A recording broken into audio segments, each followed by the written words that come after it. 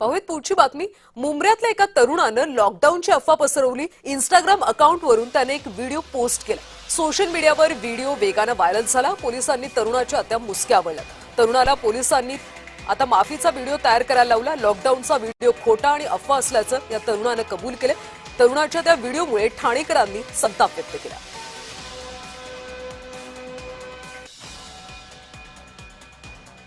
तर तरुणानं लॉकडाऊनची अफवा पसरवल्याचं पाहायला मिळालं।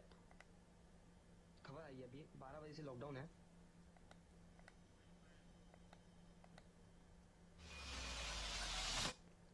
मैं अभी ये पोस्ट कर रहा हूँ अभी जस्ट वीडियो।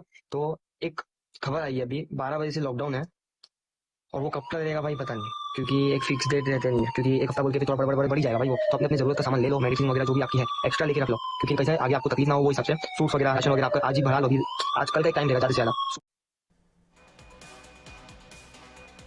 मेरा नाम अरहम उजैर रजूद्दीन है और मैं मुंब्रा में रहता हूँ। और मैंने जो लॉकडाउन के ऊपर वीडियो बनाया था वो फेक न्यूज़ थी। वो कुछ भी ऐसा है नहीं, मुंब्रा में लॉकडाउन वगैरह कुछ भी नहीं लगने वाला है, बस झूठी अफवाह थी है। तो उसके लिए मैं बहुत दिल से माफी चाहता हूँ और मुंब्रा पुलिस वाले लोग ने मेरे को समझा चुके हैं और मैं बहुत अच्छी तरीके से समझ चुका हूँ। थाना जिला कायदे का खिला। मेरा नाम अरहम उजैर रजूद्दीन है और मैं मुंब्रा में रहता हूँ।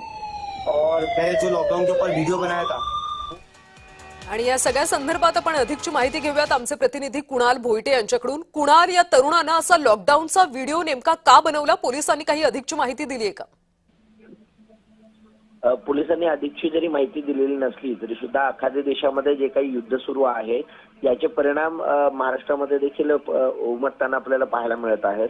आणि त्यामुळेच ज्या ठिकाणी ज्यावेळेस गॅस सिलेंडरचे तुटवडा जाणवला होता त्यानंतर कुठेतरी लॉकडाऊन सारखी परिस्थिती येऊ शकते अशा प्रकारचा व्हिडिओ या तरुणाने बनवला होता आणि त्यानंतर पोलिसांनी त्याला अटक करून योग्य ती समज दिलेली आहे।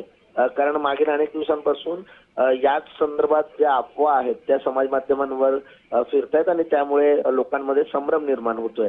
त्यामुळे असा संभ्रम निर्माण करू नका अशा प्रकारचे आवाहन जे आहे ते मुंब्रा पोलिसांनी केलेलं आहे। कुणाल, धन्यवाद या सविस्तर माहितीसाठी। त्यामुळे नागरिकांनी सुद्धा असे कोणतेही व्हिडिओ जर सोशल मीडियावर येत असतील तर त्यावर अजिबात विश्वास ठेवू नका।